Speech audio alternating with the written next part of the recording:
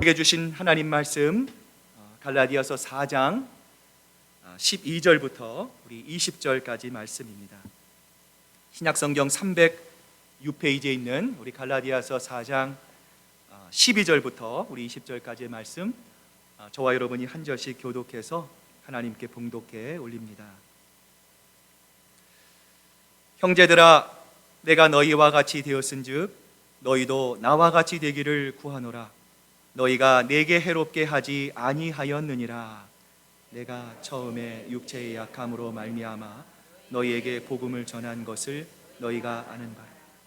너희를 시험하는 것이 내 육체에 있으되 이것을 너희가 업신여기지도 아니하며 버리지도 아니하고 오직 나를 하나님의 천사와 같이 또는 그리스도 예수와 같이 영접하였도다.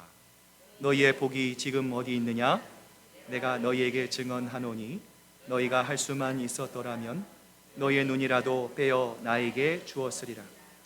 그런즉 내가 너희에게 참된 말을 함으로 원수가 되었느냐? 그들이 너희에게 대하여 열심내는 것이 좋은 뜻이 아니요 오직 너희를 이간시켜 너희로 그들에게 대하여 열심을 내게 하려 함이라. 좋은 일에 대하여 열심으로 사모함을 받음은 내가 너희를 대하였을 때뿐 아니라 언제든지 좋으니라. 나의 자녀들아, 너희 속에 그리스도의 형상을 이루기까지 다시 너희를 위하여 해산하는 수고를 하느니. 우리 20절 함께 읽습니다. 내가 이제라도 너희와 함께 있어 내 언성을 높이려 함은 너희에 대하여 의혹이 있음이라. 아멘. 하나님의 말씀입니다. 자, 우리 한번 옆에 분, 뒤에 분들 보시면서 오늘 예배 잘 나오셨습니다. 함께 예배드리게 돼서 감사합니다. 사랑합니다. 인사 나누시기를 바랍니다. 어떻게 사람을 대하여야 할까요? 라는 제목으로 귀한 말씀 나눠보고자 합니다. 우리가 냉면을 먹을 때 어떤 분이 이렇게 질문하죠. 냉면과 같이 나오는 계란을 언제쯤 먹어야 좋겠습니까? 면을 먹기 전입니까? 아니면 면과 함께 먹어야 합니까? 아니면 면을 다 먹고 난 후에 냉면 육수와 함께 계란을 먹어야 합니까? 계란을 먹는 타이밍을 결정하는 데 있어서 하나님의 뜻이 어디 있는지를 기도로 묻는 사람이 있다면 이건 존경스러운 또 바람직한 모습은 아닐 것입니다. 이처럼 교회 안에 사소한 문제를 두고 그것이 진리에 관한 것인 양 시간과 힘을 허비하는 일들이 있습니다. 이것은 바로 교회가 복음에서 멀어질 때 자연스럽게 일어날 수 있는 현상이죠. 별것 아닌 것을 가지고 갈등을 겪습니다. 복음의 진리를 놓치면 사람과 사람 사이에 심각한 균열이 생길 수가 있습니다. 그래서 우리에게 꼭 필요한 것이 바로 이 관계에서 예수님을 만났을 때의 그 복음의 감격을 잃지 않는 것이죠. 그렇다면 믿는 자로서 또 그리스도인으로서 우리는 어떻게 사람들을 대하며 살아야 할까요?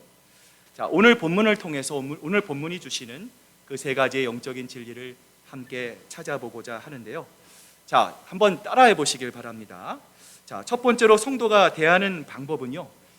내가 너희와 같이 되는 것입니다. 우리 갈라디아서 4장 12절 말씀 같이 한번 읽어봅니다. 시작. 형제들아, 내가 너희와 같이 되었은즉 너희도 나와 같이 되기를 구하노라. 너희가 내게 해롭게 하지 아니하였느니라. 우리가 사는 세상은 어떻습니까? 모든 사람이 자신이 중심이 되어 있어요. 그래서 나를 바라보고 나를 인정해주고 다른 사람이 나를 통해서 나에게 맞춰주기를 원합니다. 그래서 내가 중심이 돼서 다른 사람들이 나를 바라보고 다른 사람들이 나를 본받고 나를 인정하고 나를 높여주는 그것을 내가 내 인생에서 성공한 인생이다 생각하며 이 땅을 살아갑니다. 그러나 성도는 이러한 세상의 방식을 따르지 않죠. 하나님을 예배하고 예배의 자리를 통해 하나님을 인격적으로 만나고 기도를 통해 하나님이 원하시는 것이 무엇인지를 경험하고 알게 된 성도는 사람을 자기 중심적으로 대하지 않습니다. 성도는 내가 중심이 되지 않습니다. 오히려 다른 사람들에게 나를 맞추고요, 나를 본받아 따라 살게 하지 않습니다. 오히려 성도 자신이 다른 사람과 같이 됩니다. 이것이 성도가 세상을 살아가면서 사람들을 대하는 방식입니다. 오늘 본문에 나타난 사도 바울도 바로 그러한 삶의 모습을 보였습니다. 그가 갈라디아 지방에 들어갔을 때 하나님을 모르는 이방인들을 향해서 자신과 같은 유대인의 문화, 특정한 삶의 방식을 바울은요 요구하거나 강조하지 않았어요. 또한 바울은 당시 유대 사회에서 이 가말리알 밑에서 배운 가장 탁월한 스승 밑에서 배운 정말 탁월한 학자였어요. 그러나 바울은 선생으로서의 위엄, 또한 지위, 존경을 얻으려고 받으려고 하지 않았습니다. 오히려 바울은 전혀 알지 못하는, 하나님을 알지 못하는 이방인들 속으로 들어가 그들과 똑같이 살았습니다. 오직 복음과 이방인인 갈라디아 사람들이 누릴 영원의 복지와 궁극적인 유익과 구원에만 바울은 초점을 맞추고요, 자신을 비워 다른 사람들과 같은 삶을 살았다. 오늘 성경은 우리에게 말씀합니다. 이것이 바로 주님을 대망하는, 주님을 예비하는 우리 그리스도인들, 성도들이 세상을 살아가는 방식이에요. 자, 이러한 성도들의 삶의 방식이 고린도전서 9장 19절부터 우리 23절에 보면 잘 나와 있어요. 자, 한번 앞을 보시면서 같이 한번 읽어봅니다. 시작. 내가 모든 사람에게서 자유로우나 스스로 모든 사람에게 종이 된 것은 더 많은 사람을 얻고자 함이라. 유대인들에게 내가 유대인과 같이 된 것은 유대인들을 얻고자 함이요, 율법 아래에 있는 자들에게는 내가 율법 아래에 있지 아니하나 율법 아래에 있는 자같이 된 것은 율법 아래에 있는 자들을 얻고자 함이요, 약한 자들에게 내가 약한 자가 된 것은 약한 자들을 얻고자 함이요, 내가 여러 사람에게 여러 모습이 된 것은 아무쪼록 몇 사람이라도 구원하고자 함이니 내가 복음을 위하여 모든 것을 행함은 복음에 참여하고자 함이라. 바울은 정말 복음이 너무나 중요했어요. 복음이 가져오는 정말 사람을 살리는 능력, 영원한 생명을 주는 그 복음의 구원과 복락을 알았어요. 그러기에 바울은 복음을 바르게 전하기 위해서, 또 복음을 바르게 나누기 위해서 나머지 모든 것을 포기할 수 있었어요. 그들의 종이 됩니다. 그들과 같은 모습으로, 동등한 모습으로 이방인들을 대했어요.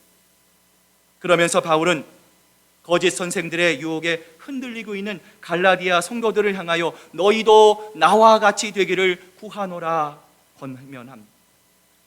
너희도 내가 전한 복음 때문에 모든 것을 상대화하고 종노릇하고 모든 사람에게 각각 같은 모양으로 나타난 것처럼 너희들도 복음을 소중히 여기라는 거예요.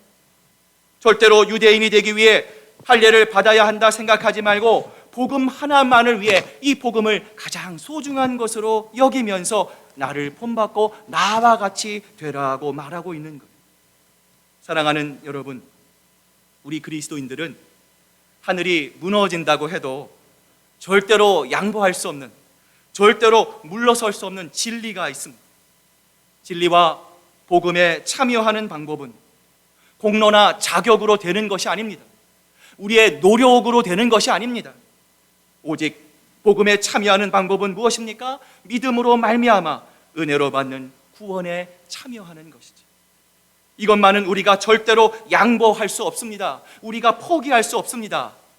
그러나 그 외의 모든 것에 대해서는 우리가 사람들의 유익을 위해서, 또 복음을 위해서 모든 사람들에게 각자의 모양으로 나타내기를 주저하지 않는 삶, 이것이 바로 성도가 사는 세상의 삶, 하나님이 기뻐하시는 삶임을 여러분 기억하실 수 있기를 바랍니다. 두 번째로 성도가 사람을 대하는 두 번째 원리는 무엇입니까? 한번 따라해 보시길 바랍니다. 하나님의 천사와 같이, 하나님의 천사와 같이, 그리스도 예수와 같이. 자, 우리 갈라디아서 4장 13절 말씀 같이 한번 읽어봅니다. 시작. 너희가 내게 해롭게 하지 아니하였느니라. 내가 처음에 육체의 약함으로 말미암아 너희에게 복음을 전한 것을 너희가 아는 바라. 사도 바울은 원래 갈라디아 교회로 가려고 한 것이 아니었죠. 자, 전도 여행을 하는 중에 사도 바울이 이 병에 걸리게 됩니다. 자, 몸이 약해지고 또 몸이 허약해지자 이 갈라디아 교회에 머물게 된 것이죠. 바울은 그곳에 가서도 하나님의 복음을 전합니다. 자, 그러자 어떤 일이 일어납니까? 자, 오늘 14절을 보면요, 너희를 시험하는 것이 내 육체에 있으되 이것을 너희가 업신여기지도 아니하며 버리지도 아니하고 오직 나를 하나님의 천사와 같이 또는 그리스도 예수와 같이 영접하였다 고백합니다. 자, 너희를 시험하는 것이 내 육체에 있으되 오늘 사도 바울이 고백합니다. 갈라디아 지역 또 교회의 성도들을 시험하게 하는 것이 이 바울의 육체에 표가 나도록 있었다라는 거예요. 자, 그렇다면 갈라디아 성도들을 시험할 만큼 바울의 육체에 표가 나도록 또 나타나게 된 이 바울의 질병은 과연 무엇이었을까요? 오늘 성경을 연구하는 성서학자들의 연구를 보면 바울은 3차례에 걸쳐서 선교 여행을 합니다. 그런데 이 바울이 두 번째 선교 여행을 할 때 이 밤빌리아 지역을 방문해서 복음을 전하게 되죠. 밤빌리아 지역은 아주 낮은 저지대의 해안지대에 위치한 습한 곳입니다. 거기에서 복음을 전하다가 그만 그 지역의 풍토병인 말라리아에 걸렸을 것이다, 심한 열병과 합병증까지 얻어서 이 학자들은요, 그때부터 이 바울의 간질 증세가 나타나기 시작했다, 학자들은 이렇게 추측을 합니다. 자, 오늘 이 본문의 모습을 여러분의 입장에서 한번 생각해 보시기를 바랍니다. 갈라디아 교인의 입장에서 보면 한 사람이 등장합니다. 첫 인상을 보니까 별로 유쾌하지 못해요. 그런데 느닷없이 그 사람이 듣지도 보지 못한 예수, 하나님의 아들, 그리고 전능하신 하나님, 거룩하신 하나님을 운운하면서 기쁜 소식, 굿뉴스를 전해주겠다라고 합니다. 그런 사람의 이야기에 만약 여러분이라면 어떻게 반응하시겠어요? 뭐라고 여러분 솔직하게 생각하시겠어요? 아이고, 자기 앞가림이나 제대로 하지. 저렇게 골골대면서 무슨 곧 죽을 사람처럼 보이는데 기쁜 소식은 무슨 기쁜 소식? 자기 몸이나 회복하고 난 다음에 입을 열어 기쁘단 말을 하든지 해야지. 아마도 우리 마음속에 이런 생각이 들 거예요. 그래서 바울은 14절에서 그때의 상황을 이렇게 묘사합니다. 너희를 시험하는 것이 내 육체에 있으되. 이 말은 무엇입니까? 인간적으로 보면 당신들이 너희가 시험들만 하다는 뜻입니다. 복음을 전하는 갈라디아 사람에게 큰 시험거리였을 것이 분명합니다. 바울에게도 너무나 불리한 상황입니다. 바울이 연약한 육체의 상태를 회복하지 못하고 비쩍 마르고 연약한 채로 복음이랍시고 전달하고 있으니 바울을 얕보고 이 바울을 향해 비난하는 사람들이 얼마나 많이 있었겠어요. 그런데 놀라운 일이 벌어졌어요. 기대하지 못한 일이 벌어졌어요. 14절을 보면 내 육체에 시험거리가 있었지만 너희가 이것을 업신여기지도 아니하고 버리지도 않았다. 사도 바울이 고백합니다. 어떤 일이 벌어졌습니까? 바울을 업신여기지도 않았대요.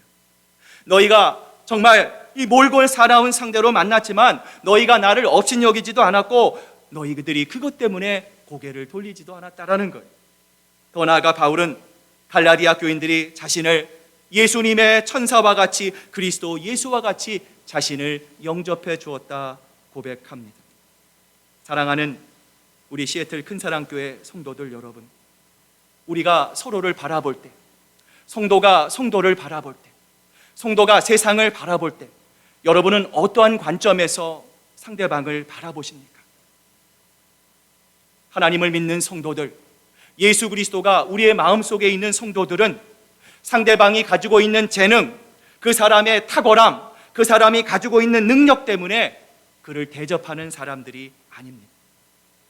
대접받을 만한 사람을 대접하는 사람은 하나님을 모르는 사람도 세상 사람들도 얼마든지 다 할 수 있는 행동입니다. 그러나 성도가 사람을 대하는 방식은 다릅니다.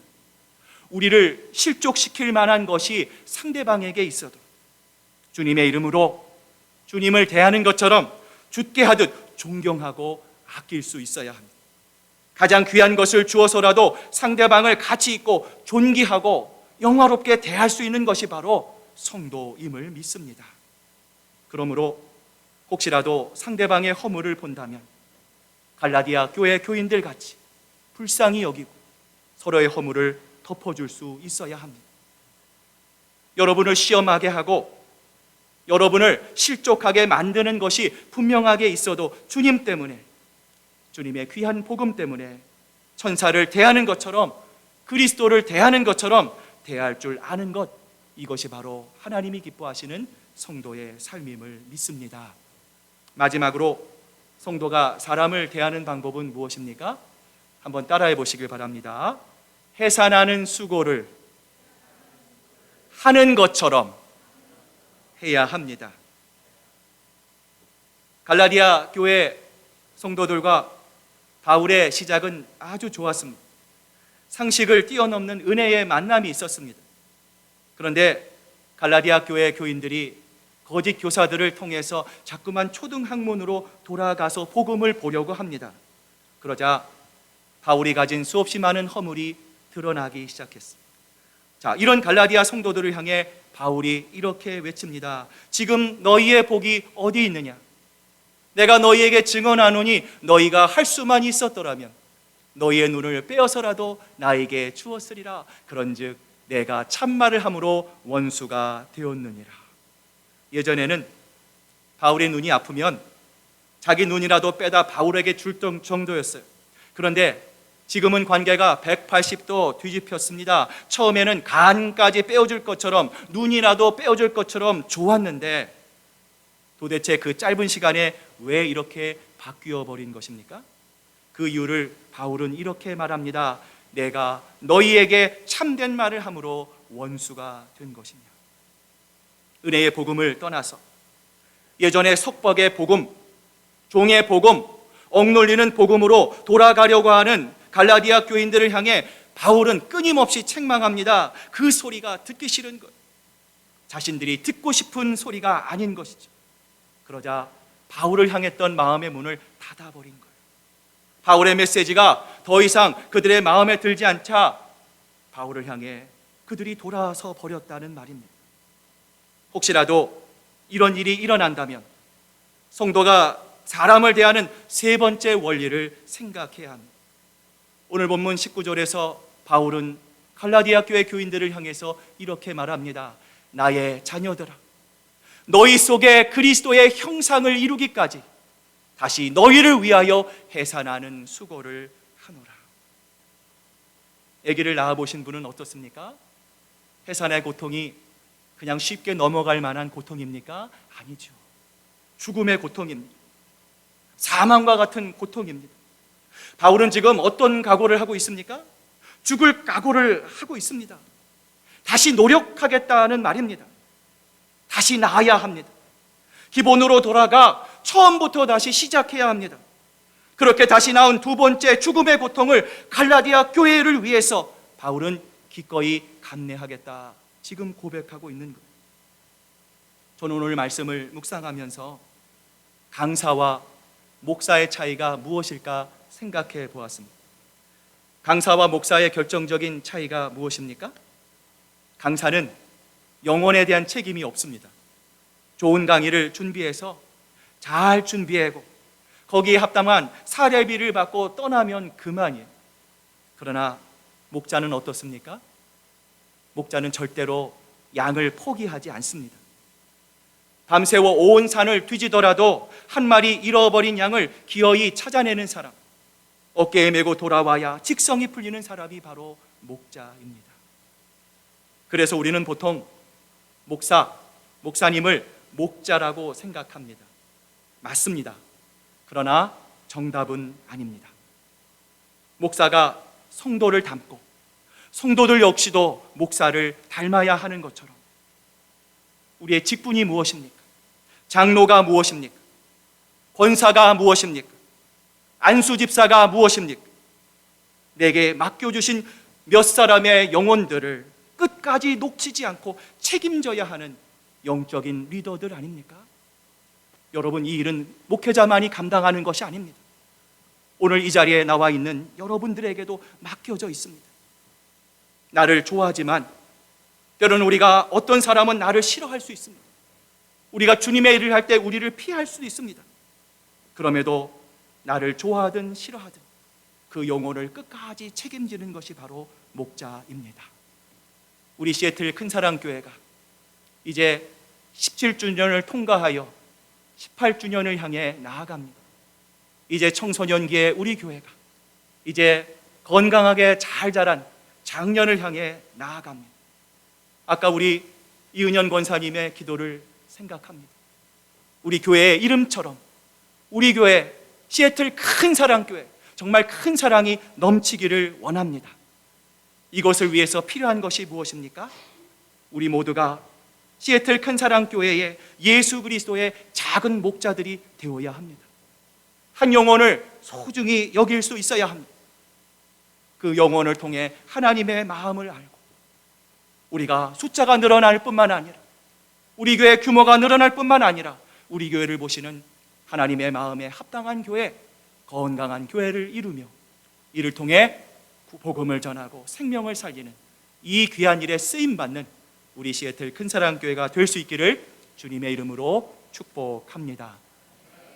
오늘 시간 우리 함께 기도하겠습니다. 성도가 성도를 대할 때 정말 우리가 그들을 닮을 수 있도록 또 정말 우리가 예수님을 대하는 것처럼 그리고 오늘 사도 바울의 고백과 같이 내가 해산의 고통을 감당합니다. 하나님, 내가 하나님 그 사람의 하나님 외모만을 보는 것이 아니라 겉모습만을 보는 것이 아니라 하나님 하나님의 형상으로 지어진 아름다운 모습임을 기억하고 하나님 우리가 함께 건강한 교회 하나님이 기뻐하시는 아름다운 교회를 하나님 이루기 위해 함께 하나님 한 영혼을 천하보다 소중히 여기는 예수님의 마음으로 바라볼 수 있기를 원합니다. 오늘 시간 하나님 우리에게 이런 마음을 주시옵소서. 하나님 이것을 통하여 정말 우리 교회가 하나님 그 이름에 걸맞는 큰 사랑이 넘치는 하나님 우리 시애틀 큰사랑교회가 될 수 있도록 아버지 하나님 역사하여 주시옵소서. 우리 함께 받은 말씀을 기억하면서 같이 한번 우리 통성으로 하나님 앞에 기도로 나아가겠습니다. 기도하시겠습니다. 주여 아버지 하나님 역사하여 주시옵소서. 주님 붙잡아 주시옵소서. 주여 아버지 하나님 주시옵소서. 우리의 모든 마음 더 주님을 향한 마음 아버지 하나님 주님을 향한 귀한 마음으로 나아갈 수 있기를 원합니다. 주님 그 마음을 주시고 하나님 온 교회가 이를 위해 함께 하나가 될 수 있도록 도와주시옵소서. 주님 이제 우리가 청년의 때를 기다립니다. 장성한 분량으로 나아갑니다. 보다 더 성숙하고 아버지 하나님 하나님 보시기에 건강하고 아버지 하나님 또 주님 보시기에 아름다운 교회를 이루게 하시고 이를 통해 우리 교회가 이제 우리 장년 또 하나님 20년, 30년, 50년, 100년 아버지 하나님 정말 귀한 신앙의 유산을 아름답게 하나님 나누며 이를 통해 하나님의 마음을 기쁘시게 하는 아버지 하나님 우리 교회가 될 수 있도록 주님 역사하여 주시옵소서. 주님 도와주시옵소서.